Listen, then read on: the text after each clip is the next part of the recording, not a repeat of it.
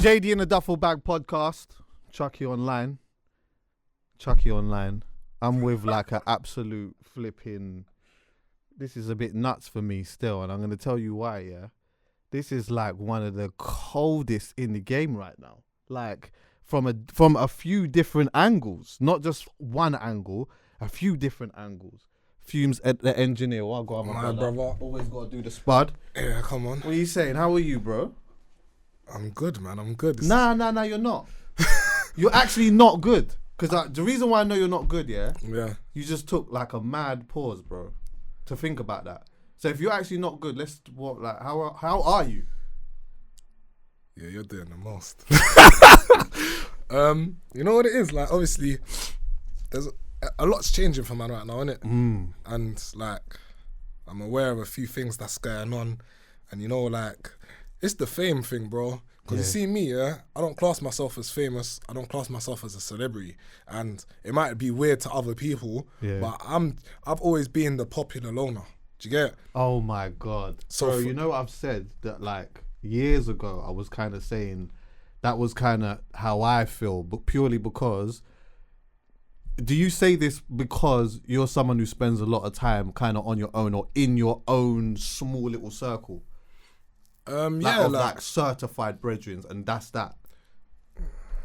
I say it because like I don't know, man. Like it's a thing where I've got a lot of people that are around, man, as a team. Do you get what I'm saying? And then I've got a few people that I can rely on as friends. But more time I'm on my own. Do you get what I'm saying? Like, and it's like only recently have I been with my team so much because there's so much going on in my career right now. It's like every day we're either filming something for something that I can't speak on, or we're filming, you get what I'm saying, or we're doing plugged ins or studio with Fumez, or we're doing album stuff, whatever. So it's just like, before that, like everywhere I'd go on my own, like even cinema and that, bro. I was one up. That's like, my thing. I was one up. Yeah, restaurants and that. Yeah, bro. I'm there on my ones, like a loner, like, and everyone's looking at me like, wow, what going for mine, man? Did these girls stand them up or something? And man's like, and I'm just there, and I'm just like, this is my pattern. Like, I'm good on my ones. Like, I go Westfield, I'm on my ones, and Is that? And I'm like, no, it's not, man. I got my mask on, man. I hear that. You know what I'm saying? On another day, it's all good. Yesterday was a bit mad in Westfield, but other than that, man's normally very social with the fans. How do you deal with that? It's weird. Like, for me, I don't understand. I'm like, sometimes I'm like, who, where? Yeah. Oh, me? Like, do you get what I'm saying? Because I'm just like, I feel like man's a normal person still. Yeah. Like, because remember, this all happened during lockdown. Yeah. So it's like, we haven't really been allowed out. Like, really. Right. Do you get what I'm saying? So now man's stepping out, and man's gone to Westfield and whatever, and man's got bare kids approaching, man. Yeah. Man's at Chicken Kitchen, like I think Twyford and Acton High School's right there. They've come out after school, and man's getting bombarded with photos. Man's getting stopped in traffic. Kids are blocking the road and that. Man said, raw. That's crazy. Like, man's taking it in, and I'm saying, like, raw, like, they love, man. Yeah. Bro, you're making an impact on people's lives, bro. And you know, it's so funny, it's just that, like, I get it, because you started something. Obviously, you've been doing what you've been doing for however many years you've been doing it. But this here, you started something which we'll talk about a little bit later in more depth. But you started this at a time where people are in their yards and they're just chilling. Do you get what I'm saying? And you're the same. Like, there's no difference. You're still in the studio or whatever, but more you have to be in your house, innit? So now, once you've like actually managed to get that level of success doing that, when you step outside, it must be a mind F for you, because it's like, literally March or February 2020, when I went outside, it was just whatever it was. Now when I go outside, it's a completely different thing. It's a mad thing. Like, it's not even like a steady type thing. It just happened. Literally, so it's just happened, like, and it's weird. Like, even I'm with my little brother, and then, like, it's just weird. He's like, I don't want to go shopping with you no more, but I can't even shop in peace. But everyone's always, let me take a picture with your brother, and they give him the camera. So he's just like, bruv, long, like. But yeah, man, it's weird. Like, it's weird. It's weird. Are you enjoying it though? Yeah, of course. Like, I'm very grateful. Like, because obviously, man came from nothing. Like, when I mean nothing, I mean nothing. Do you get what I'm saying? So it's a thing where in this last year, like, there's no cap. Like, 1 year can really change your life, and that's what it's been for me. Like, this 1 year has changed everything in my life. Like now I'm looking at it and saying, if I can duplicate the success next year, then a couple years after that, I'll be looking at retiring, bro. Like it's like. Would you though? I don't. You wouldn't. You wouldn't. You could, but would you? It depends. I'll give a perfect example on a Floyd Mayweather thing. Yeah. Okay. Not to say I've made anywhere near. No. I get what you made, mean. I understand. But as an image, like he's retired, but he pops out every now and again, right, for a special occasion. Yeah, for the quick big one. Yeah, but for the right people as well. Do you get what I'm saying? So for me, it would be a Floyd situation. didn't really do that because there was a quick young Logan Paul on there, but there was a quick. But he was 50. popping at the time. Huh? And he was the most relevant YouTuber at the time. True. And now he's a boxer, so it was a very tactical move. Do you get what I'm saying? So I would retire, because I've always wanted to retire in my 30s. Do you get what I'm saying? But it's just like one of those things that I'm building towards it. Not to say like man's gonna leave the game. Yeah. I'm gonna have studios, and I've trained engineers and producers to be able to take my position. And even now, like I'm here with you now, but I've got studio sessions running. Right. Do you get what I'm saying? Yeah. And it's just a thing of like, that is what man's gonna do. Like, just sit back, residual income, build companies. Love that. And just be able to enjoy life. Cause I feel like a lot of us like to work till 60 and 70 and then say, nah, I want to enjoy it. My brother, now the bones and that are not the same, bro. Ultimately, you want to be able to enjoy things at a young age. This is one of the reasons why, sometimes, see, like when I'm talking to like up and coming artists and that, whether it be like having a conversation with them like this or just privately, I'm always talking to them about like doing the right things with their money and that. And the reason why I say that is because, you know, like sometimes for an artist in particular, which you would have seen many of times, there's enough times an artist has a sick year or two and there's a lot of money that's coming in and it feels like the money is never going to stop. So what happens is man just spend all of the P's without thinking about, you know what, like setting themselves up for a retirement or setting themselves up to be in a position where they're doing it because they want to do it, not because they have to do it. But if they don't do that, then what ends up happening? Things start to become low and you're going to start, and trust me when I say this, there's going to be more conversations at a point when we start talking about what happens when the light switches off. Like, how is life then when the light switches off? Like, what is going on in your life then? Because that is an important point.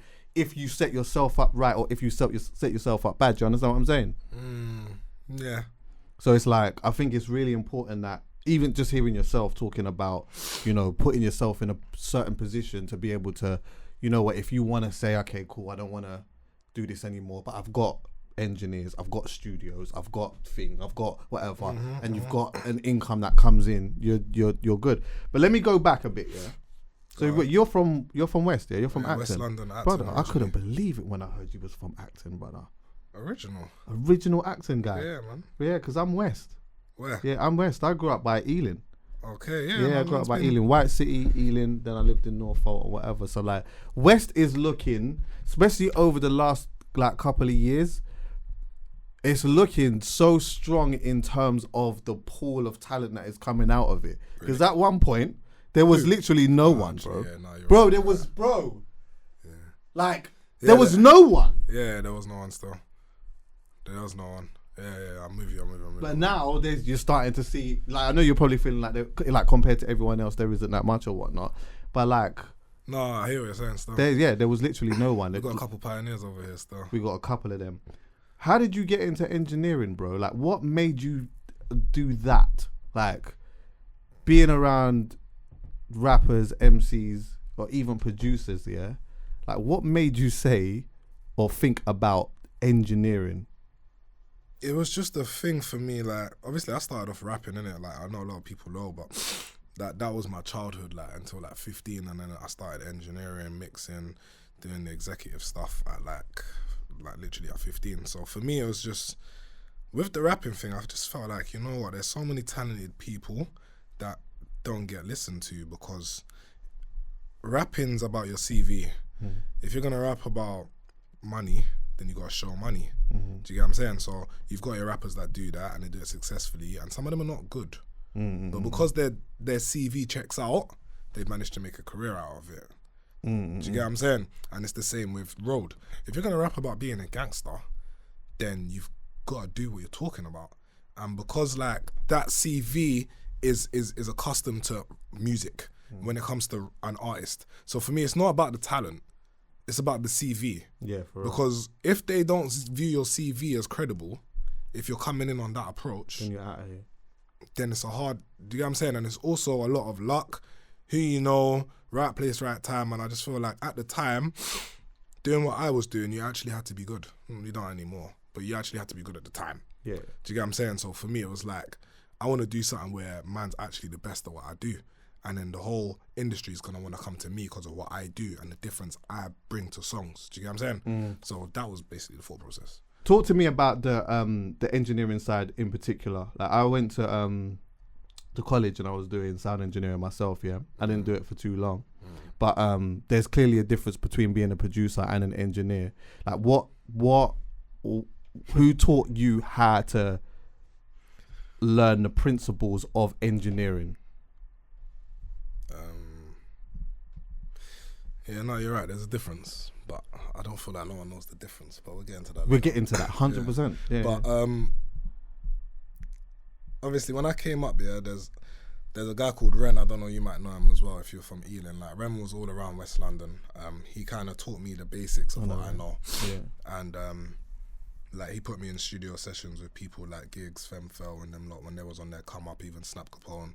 And that's kind of where I found my love for it, just watching him. And it was a thing where, I don't know, like, he just saw something in me, or maybe he just wanted a break, but he'd just always tell me, yo, come sit here and press this, and he'll just leave the room. And I just started to get into the habit of, all right, cool, and then he'll come back, and I'll be like, all right, cool, so what does this do? What does that do? Like, how do I do this? So he kind of just threw me in there. It wasn't a choice. It was a thing where I was bored. I sat in studio one day in the youth club, Bollowbrook Youth Centre, which is where man kind of also worked for like 13 years doing youth work and supporting the kids and helping them to grow into their thing. And then it was just like, boom, yeah, from there I just took a general interest and I was like, cool, this makes more sense than rapping, and I feel like I can help more lives and touch more lives and and have a bigger reach doing what I'm doing, like if I brand it right. And then obviously it came to branding, which was a big thing for me. Yeah. Because realistically, until recently, no engineers got shown any love. No. Any. I mean, the biggest love that kind of got shown was still backstage, but it was MSN. Yeah. And that was, I don't know what that was. I think that was because he was basically intertwined with BBK at the time. Well, this is it. Obviously, you kept hearing, like, Skepta, for example. You always hear him say it. Yeah. So there's, like, a lot of people that hear it and they know that it's a thing, but they don't know exactly what it actually is. Exactly. Within, a small section of the industry, or, like, that industry, people would know. Like, people would know who's doing what. But outside of that, people would know. You would just hear it just from a certain artist. Like, you had the same with Jay-Z and Guru. Like Jay-Z used to always mention Guru, turn me up Guru. Yeah. Like a lot of the time you didn't know who it was, but you just heard the Guru. Fraser T. Smith, he's a producer, but again, you would kind of hear some people just mention Fraser T. Smith or whatever. And you start asking some questions and you realize, okay, like he mixed and mastered. He was a part of Kano's album. He was a part of Dave's album recently and all of these type of things. But other than that, like they weren't branding themselves in any type of way. Like MSN isn't out here like that, maybe because he doesn't want to, whatever. Same with Guru, like it's not easy. That's Jay-Z's guy, and at Jay-Z's height, you just didn't. No one outside of a particular industry knew who Guru was. But what you have ended up doing is, in some way, like branded yourself as the engineer to go to. But also, I think, like, do people even know exactly what it is that you do? I mean, I leave that down to like the public. Like, whatever you feel like is whatever you feel like. But I feel like there's a lot of confusion on the actual difference itself between composers, beat makers, producers, writers. Like, those four things in the industry are so badly taken that it's weird, because a lot of people will claim titles for stuff they don't actually do. Facts. Do you get what I'm saying? And then it's like, when, like, I feel like the industry is a like, if you know thing. And to the public, it's like, okay, yeah, so they're all this. Do Do you get what I'm saying? Right. So they're all writers, they're all rappers, they're all producers, they're all engineers. They don't know exactly who's doing what. So I feel like bare people have got false titles, but I don't know how deep man's gonna go into that. But it's weird, like. But it's something that if you look at Americans, like you'll see the difference. And if you take your time out and go onto the PRS website, if producers only make beats, why is there not a category for producers on the PRS website? Check it now. Double check it now. I wanna make sure I'm right, because the last time I checked, but I signed up for PRS like 3 years ago. I can't see it, bro. That's what I'm saying, because they're not who they think they are. And that's not me taking a shot at anyone. Right, I hear you. Do you get what I'm saying? That's just the way music is. So in the US, that's normal. They understand the procedures. In the UK, everyone thinks there's someone that they're not. Do you get it? Where do you feel like that comes from? I have Do you no feel like clue. the emulation, there's like, people are trying to emulate something, but they don't necessarily know exactly what it is they're trying to emulate? Yeah. I feel like everyone who makes a beat thinks they're a producer. Yeah, no, that's not the case. My guy, you're not. Like, you are the beats composer, Right. and if you sign up on PRS, you'll sign up under composer. Right. Or maybe writer, because you can write notes into a beat. Yeah. Do you get it? So them two factors, you're a writer or you're a beat composer. Yeah. You're not a producer. This is why, like, some people get what DJ Khaled does mixed up. Because they will Exactly. sit and say, oh, but all he does is he just dances around and he just... He's it's the like, no, producer. he's the producer. Like, he's the one who's actually in the studio. Making it happen. He's the Right. one that says, you know what, yeah, put that here. I'm going to put my ad-lib in there, change this verse, Yeah. change that on the beat, do this, do that. He's the producer, he's the exec producer, and he's co-writing. Yeah. Do you get what I'm saying? But he'll go out as a producer. But because his name is DJ Khaled, Yeah, they just... when's the last time you saw him DJ? Brother, I haven't seen him DJ for time. Exactly. So really, it's like the game has got it twisted. Do you get what I'm saying? Yeah. But it's like, for me, I'm not like this newfound fame stuff that's happening is like, I started to realize I'm not allowed to have an opinion on things or to say things. Who tells you that? Who told you that? The fans That's what hate people it. make you feel. The fans hate it, bro. See, if I was to come out and say, but you lot are not really producers, rare, the uproar would be ridiculous, because they're just like, oh, so now he's getting big for his boots. He's trying to tell everyone what it is and what it isn't, when we know. It's a weird thing for me. Like, I'm just like, you know what? Let me just sit back and just wait for everyone else to figure it out, because I can't put out what I like. I got to keep my opinions and the facts that I know kind of to myself and to the people that want to hear it. I don't feel like that's a conversation the industry's ready to take on. Like, right, so everyone's got the wrong job title. I disagree. I think that, like, your voice is valid in that because of your expertise and what you're seeing, and you're actually in the field. And on top of that, for people who are trying to get into it, it's important for them to know. Otherwise, they end up just following suit. Because, like, one of the reasons why I think what you're doing is so interesting, yeah, is because a lot of the time, if you don't see something, it's hard to be it.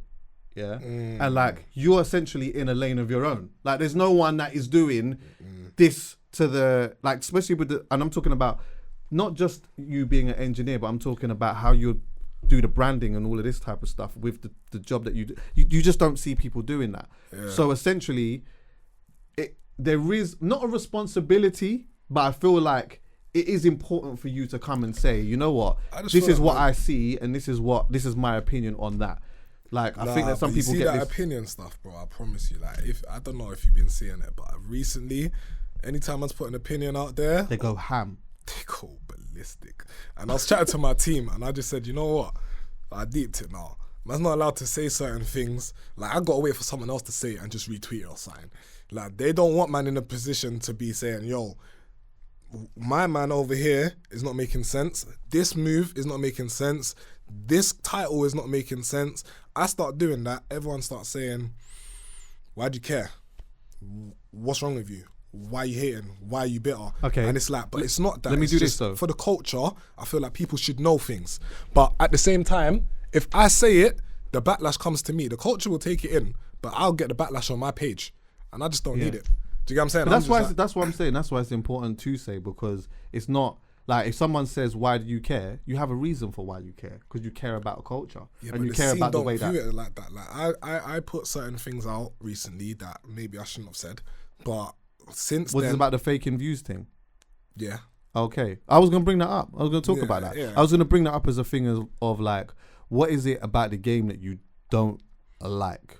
And like, what was it about? Because this fake views thing, this has been going on forever. Yes. Like literally forever. The moment that someone came up with the I don't know how you can do all of this. People have been doing that, and they do it on Instagram. Like people fake numbers, which is like, which jars me as well, because I feel like sometimes a person will come to me. Like, I'm all right. I attract certain things or whatever, but I don't like that a company will come to me and say, I want to work with you. In fact, I want to see your numbers first, because I'm like, wait, I just want, like, am I good? Yeah. Like, you should really be coming to me on a vibe of, am I good? But with music, I feel like artists do the same thing, because they feel like, okay, cool. You know what? If I fake a certain amount of numbers, or if I do X, Y, and Z, it's going to put me up there. Yeah. But it's not an authentic thing. But why? What made There's an authentic way now that's being manipulated, and that's why the industry are upset. Like, that's why people are upset that I even said anything, because it's like the way that they view it is Google ads is what? Google ads is authentic marketing, and everyone in the world does it, and that's fine. But what you have to understand is it's the same as, like, you can, if you go directly to YouTube, and you literally play, like, you can go on your analytics and you can see the percentage of views and where they come from. Yeah. Do you get what I'm saying? If you go and you do your ads via YouTube, I understand, because it's directly via YouTube and there's no guarantees. But you see, if you, Chuckie, turn around and said, boom, this interview with Fumez, I'm going to get a guy on the phone and I'm going to say, yo, bro, this has to hit 100K in the first 3 days. I'm paying you £700 for it to hit 100K in the first 3 days. Do you get me? Then after that, 150K in a week. Did you or did you not buy views? No, I bought views. Just because you done it through Google ads, there's someone that manipulated the Google ads for you to get to where you want to get to. So I shined a little bit of light on it, because personally, I said it on my story and they ridiculed me, but that personally... But, okay, what was their opposing argument? Like, what do you mean? What was, like, if they ridiculed you, what was their argument? Why do I care? My brethren phoned me and said, bro, even my wife has phoned me and said, Fumez, I don't understand what he's doing.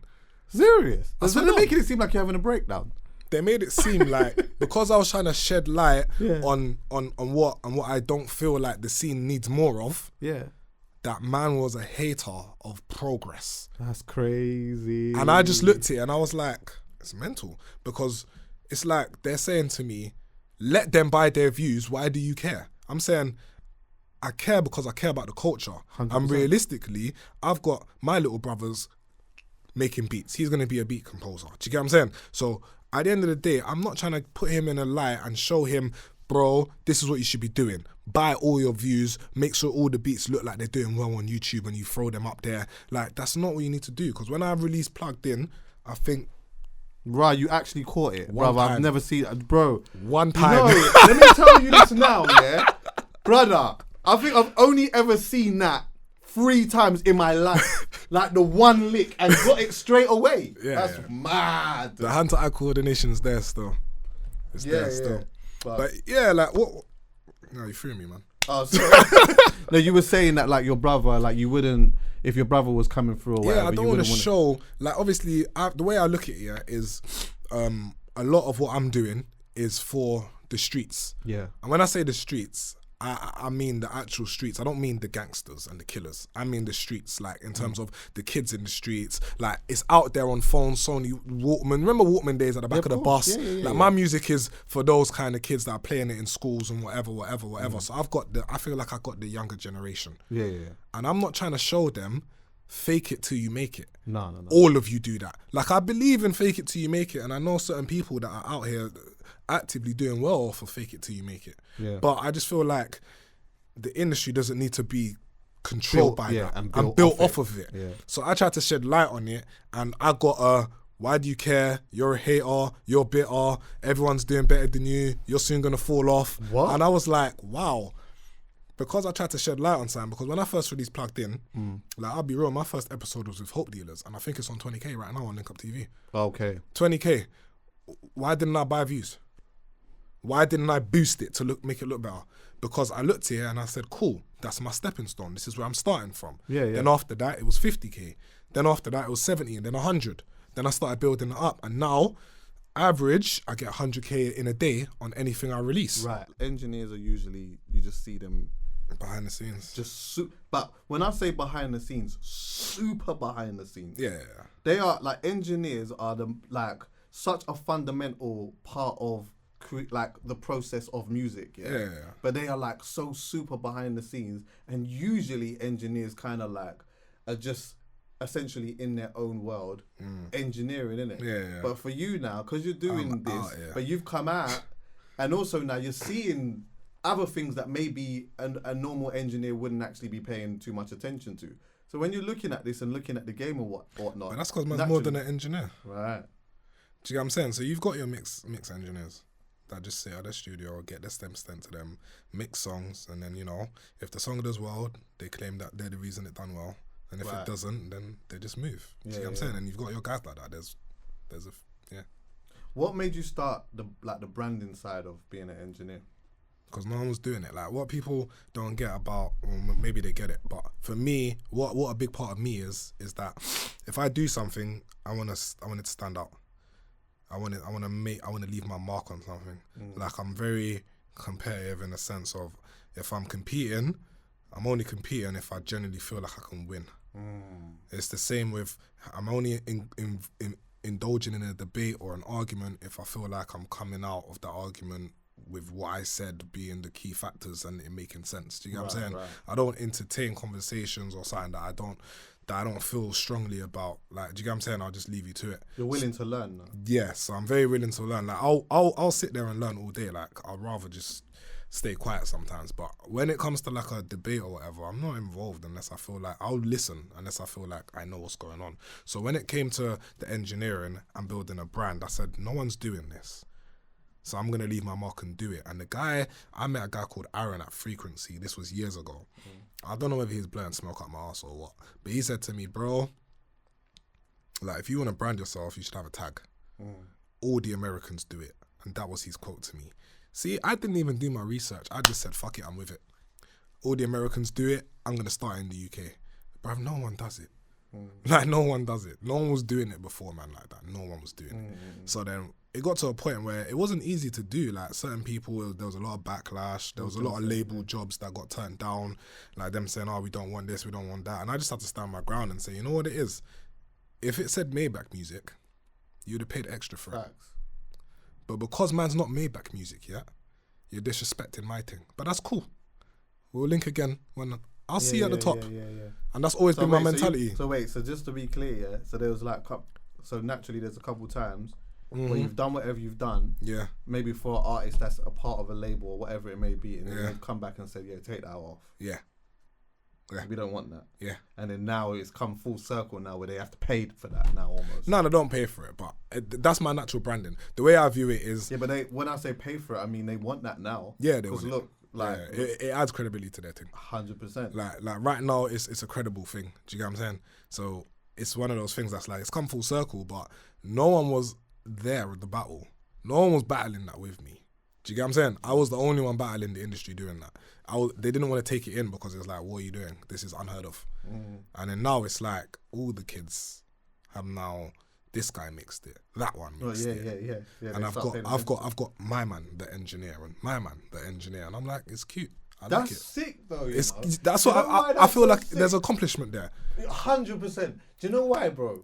Because at one point, like, honestly, as a young buck, the only fun thing to do if you wanted to come through in music was either you was going to rap, MC, you was going to be an artist, or you was going to be a DJ.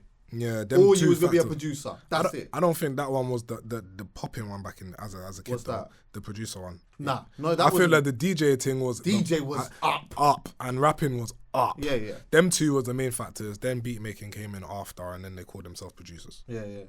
I think now, like, young bucks, like my little brother in particular, he's 15 years old now, and it's like he's coming up at a time where he can see so many different things. There's so many different things that he could do if he wanted to. So you know what I'm saying? Even if he wanted to work at you know, you're starting to understand what people are doing in record labels and stuff like that before. Yeah. But now, before, that was just essentially white men in suits that were doing whatever, that were just signing checks and shit. But like now you can see you can see managers, you can see all kinds of things that you can do now. And then even the engineering stuff. So like, it's inspiring them to do that is cold, bro. Yeah, I mean, I came in the game and I tried to change it, and I feel like I'm on my way to doing that. Yeah. Obviously, when you try and change something, and you haven't got authority from the top dogs, the bosses, the gatekeepers to do that, it's always challenging. So I feel like I've always said I've been against the industry. I don't feel like the industry's had, man. It's been me trying to break through doors. No one's been opening them for, man. So for me to see like the streets and the kids and the fans loving it, and I'm getting people in different countries, Australia, love, man, like telling man come out there every week. Like, it's like, wow, like man's finally starting to make a dent in what the bigger picture is. So that's where I'm at right now, and it's grateful. Like, I love everyone that's getting behind me, bro. Like, it's a crazy feeling. In regards to like dealing with artists and stuff like that, and engineering artists and stuff, I feel like a skill that you need to have, is to be able to turn around and say, one more, again, patience. Nah, not that it. You gotta keep going, do that again, change this, that, change. Like, was that awkward for you in the beginning? Like doing that with the thing about it is you gotta be able to read a room. And I feel like that's what a lot of people don't understand. So you can read a room and know how it's gonna unfold. Like, I like to view life like it's chess. You gotta kind of think 3-4 moves ahead. It's not checkers. Don't make one move and then get your man. Do you get what I'm saying? So it's like, for me, it's like, it depends on the situation. There's certain times where even me, I've been in studio and the man's laid down something and I felt like, you know what, this was weak, but it's not gonna pattern. It's just not. And you gotta understand that it's just not. Then you got your artists that you can work with that are like, yo, bro, tell me, I'm with it. Right. And those are the people, I normally give them the choice now. I'm like, bro, I can be as involved as you want, or I can press the button. Yeah. I prefer to be involved because ideally, that's where I shine. Like, this is where we'll get the best record. Yeah. But if you're on I'm a bad boy, I've been rapping for years, I know everything. Yeah, you can't tell me nothing. Just do your thing, homeboy. Yeah. And then you're going to come out and say, what do you think? I'm going to say, brother, you're a bad boy. You've been rapping for years, but what do you think? Yeah. I don't know what you want me to ask you. It don't make sense no more, bro. Yeah, do you get what I'm saying? So it's like, for me, it's just reading the room and knowing who you're with. And like, there's a time where it just won't work. And you need to be able to just say, you know what, yeah, it's not going to work still. Nah, facts. And just do the best you can. Have you ever knocked heads with someone, though? In the studio? Yeah, 100 times, like 100,000 times. Like, it's normal. Like, sometimes I'll say to a man, yo, change this bar, and he'll be like, yo, no, this bar's hard, and I'll be like, no, bro, it's really not, bro. But it's just like, I find it a lot with the people that have like speech impediments or lisps. Like, for me, like, it's about writing to your strengths and performing to your strengths. Why have you got 5 S's in an 8 bar and you know you're struggling with them? There's other words to use, bro. Like, let's get the best out of your strengths. Don't play on your weaknesses. The song's not gonna come out as strong as it can. I like everyone to come to me knowing that if you potentially did this song anywhere else, when you come back to me, I'm upping it by 2 or 3 points. If it was like 6 out of 10, it's now a 9 out of 10. Do you get what I'm saying? Because that's what I like to do. I like to elevate the music. I have a big say in how I'm doing it, how I'm chopping it up, where I'm putting things. I'll restructure a man's song and say, yo, bro, he'll do a freestyle, say, yo, bro, I just made a pop song out of this. You know what I'm saying? I brought a pre-chorus out of what you said over there, and I got the hook, and I put that there, and boom, we're gravy now. Do you get what I'm saying? And some of them are like, yo, this is lit. Like, that's how Take That Risk came about. Take That Risk was a freestyle. Okay. I took his 8-bar chorus that he wasn't going to use in the song anymore, and made like his 8-bar intro. I made it a chorus. Man, do you get what I'm saying? And then that became one of you can argue one of the biggest drill songs at the time. Do you get what I'm saying? And it's like, that was my first time working with him. I didn't know him. Right. I didn't know about the street credibility. I didn't know about whatever the hell was going on over there. What that ended up doing. And I just said, you know what, bro? Like, it's hard, but it's not like the freestyle thing's not it. Let's put a hook on this and let's make it proper goal. Yeah. We did that, and it proper went. Naturally, in the studio, you'd be around artists and that are like literally writing down their lyrics or whatever it may be. Yeah. And then like when it comes to getting in the booth, it might take them quite a long time to deliver it all. Or they might come in and they might literally just deliver it all in like 1 or 2 takes or whatever, and it just sounds super clear. Like who, it could be that, or there could be like different reasons for it, but like who has surprised you the most or impressed you the most in terms of like that side of things? It's weird. Certain people just have a good delivery. So like, I haven't worked with him in a few years, many years, but Stormzy had probably one of the cleanest deliveries that I've ever come across. Right. And when we worked, I just felt like it was just so easy. Yeah. Do you get what I'm saying? Like it was just so easy. Yeah, he's got, his clarity is like... It's very clean. Very, very, very clean. Do you know who I feel who's got that as well? Scorcher. Yeah.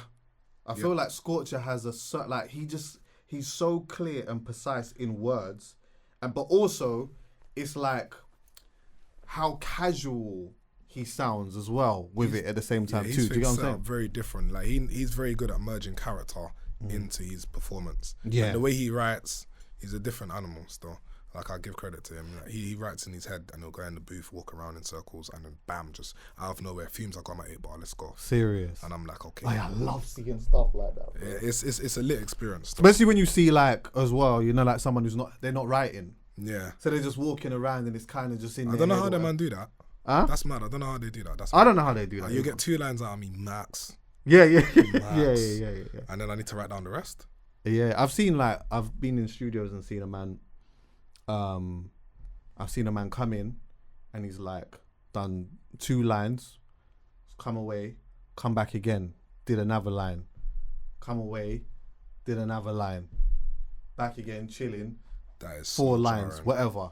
Bruv, then all of a sudden you hear this thing and you're like, oh shit, like it comes together. Because at first it's like what is going on? But then at the end of it, it starts to make hella sense. It's like a puzzle. Do you get what I'm saying? It comes together, but you run the risk of overlapping when you do it like that. But that's just all technical rubbish. What would you mean? Overlapping, like I don't like it when you can't sing along to it with energy because there's an overlap. Right. Okay. So you see when half a bar or the last few words you go over it with something else. Yeah. So you'd have to stop there and say, Fumes, cut me in, and then he'll come over himself and then carry it on. Like if you do line by line, you run the risk of overlapping. You can overlap sometimes. Like the chorus can definitely overlap, but in the verse you shouldn't. I say there's no rules to this stuff, but I'd say I wouldn't recommend you overlap too much. Facts. It takes away the sing-along element of a song, and in where we are now, the sing-along element is key. The biggest songs are very, very simple.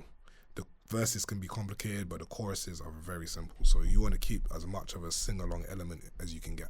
You know, I was watching your conversation that you had with Russ. I thought it was a good, like, Russ is a rock star to me, you know. Russ is my guy, man. I like Russ. He's changed so drastically. I take my half to him. Let's talk about that. There's definitely a maturer side to him in some way, and it does seem as well, yeah, that like it seems like he spent a lot of time thinking about stuff now.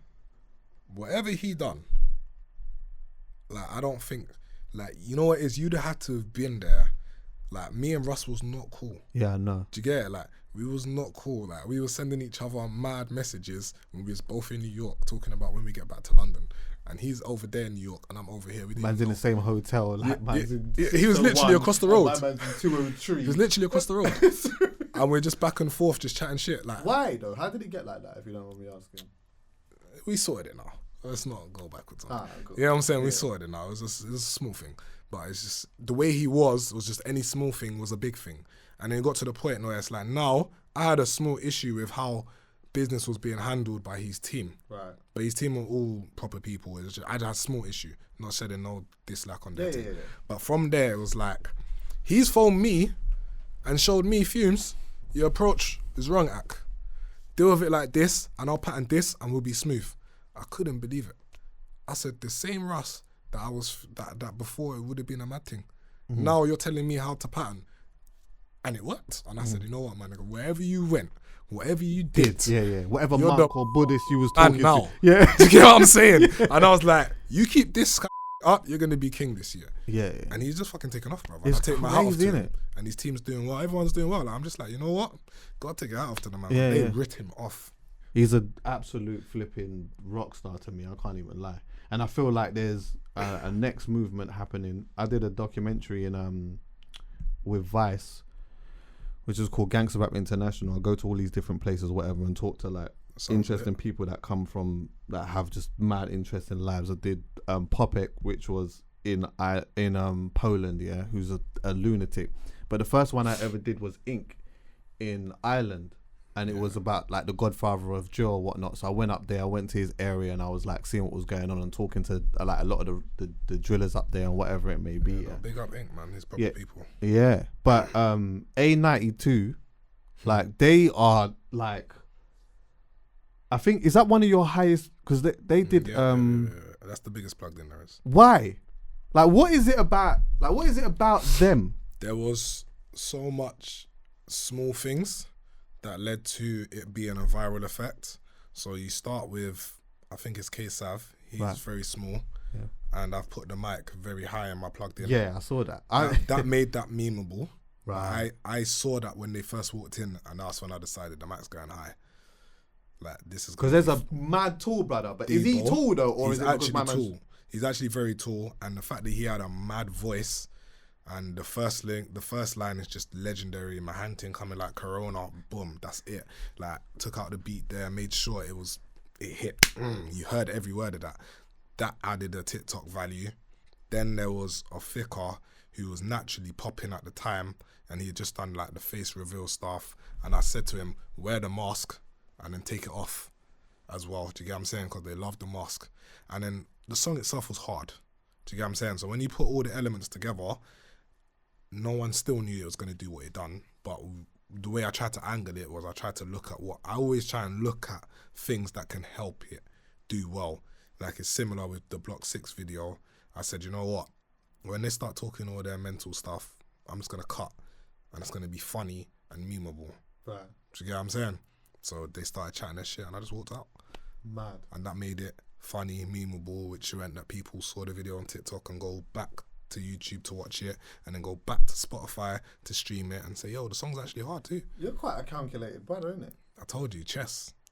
I play the game like it's chess. Like, I see things like, you can't think one move ahead. You gotta think 3, 4, 5. Even if you can take it 10 steps ahead.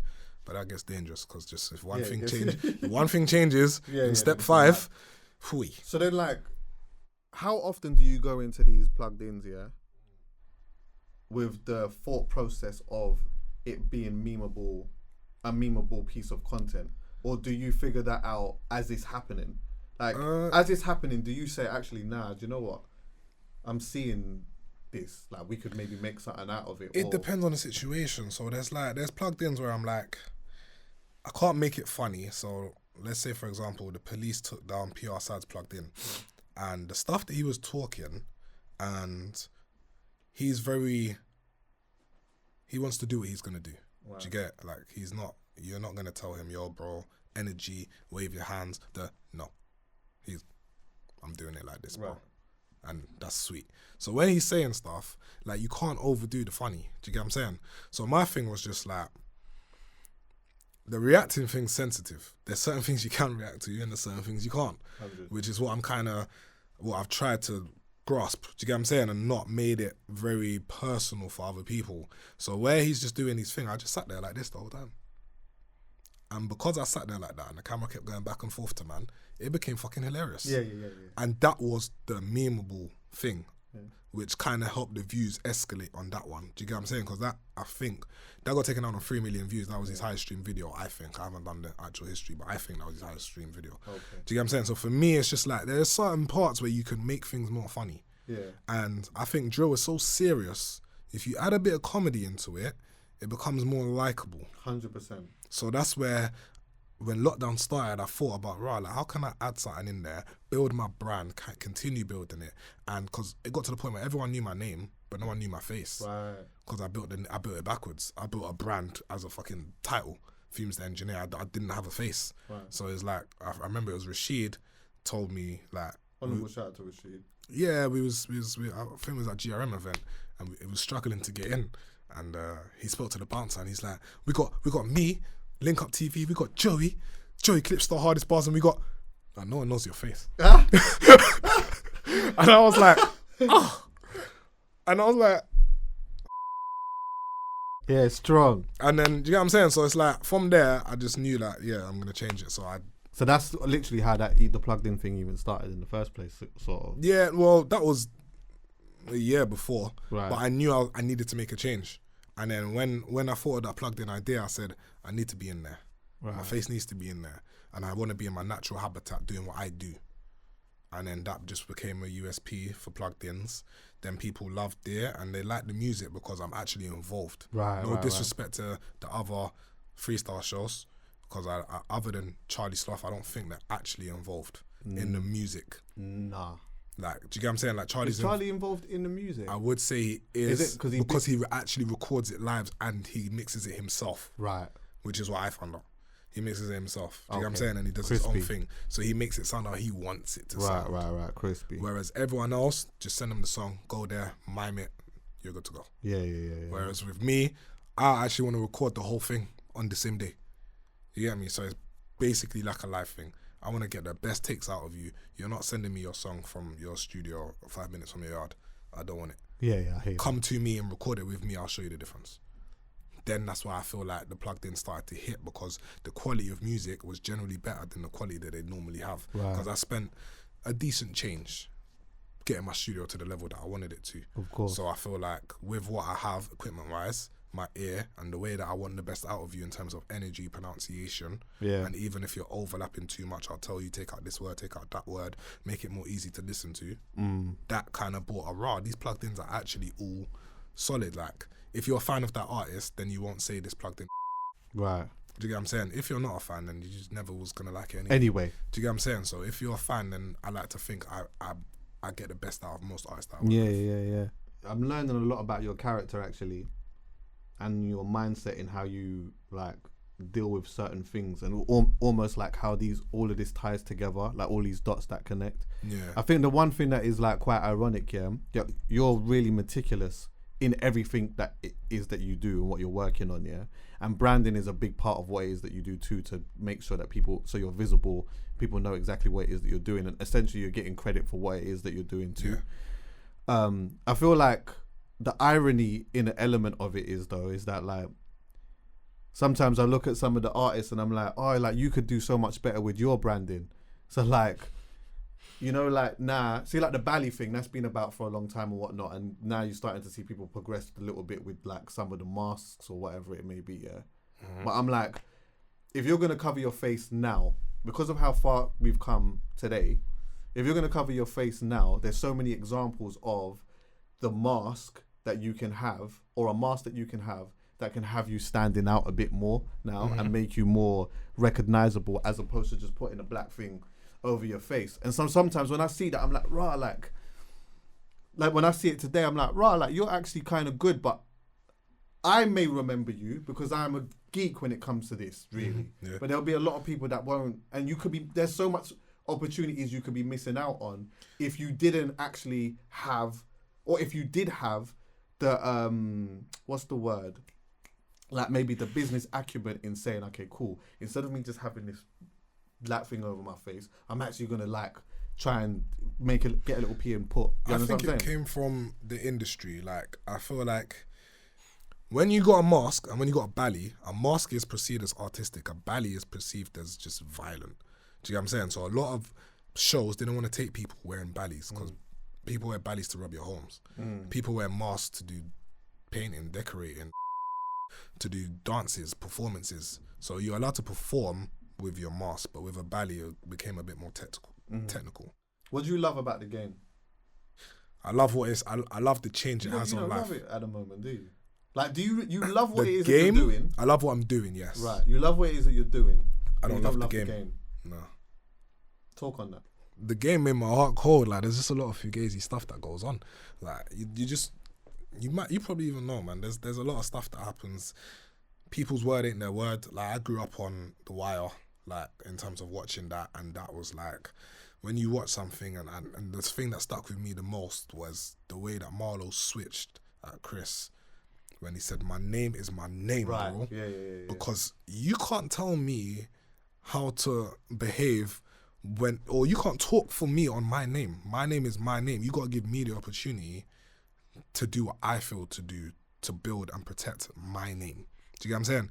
So I was very much built on my name is my name, and my word is bond.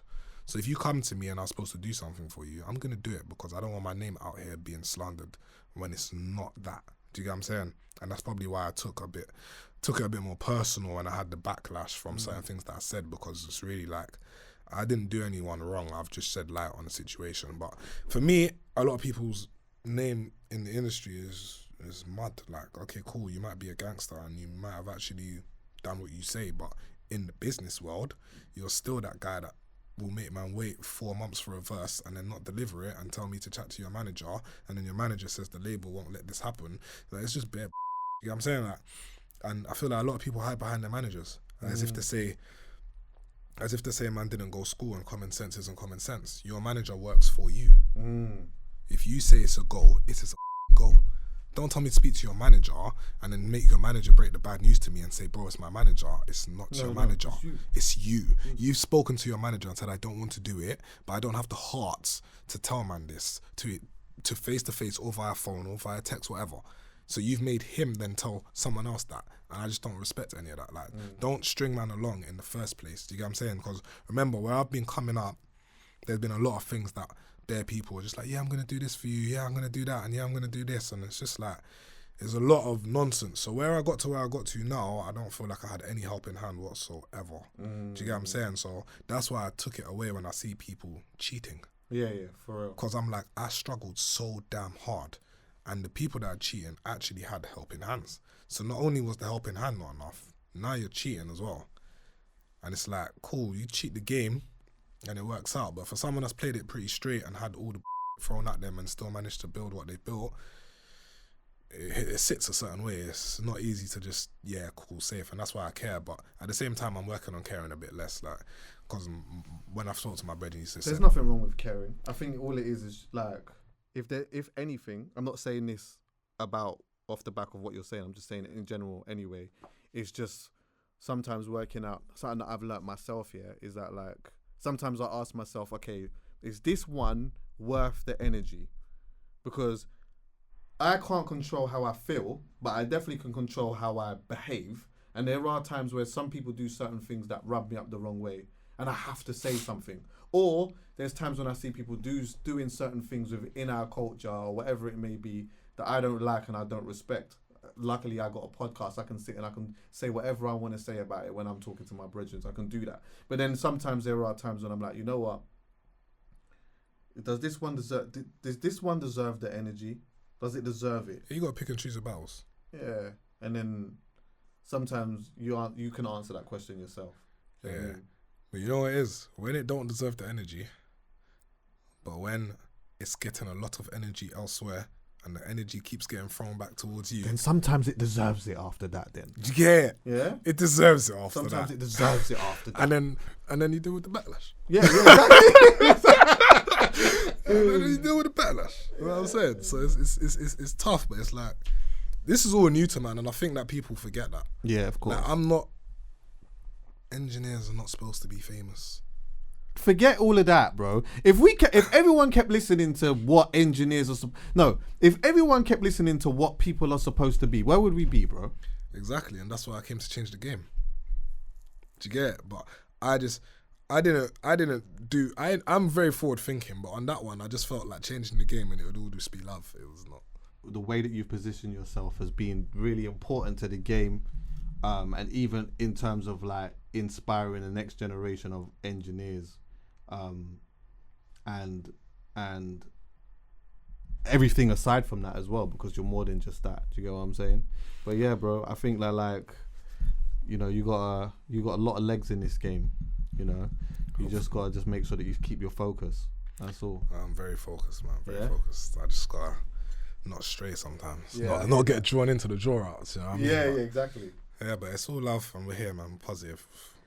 Gonna be a good career, man. JD in the Duffle Bag podcast online. Fumes.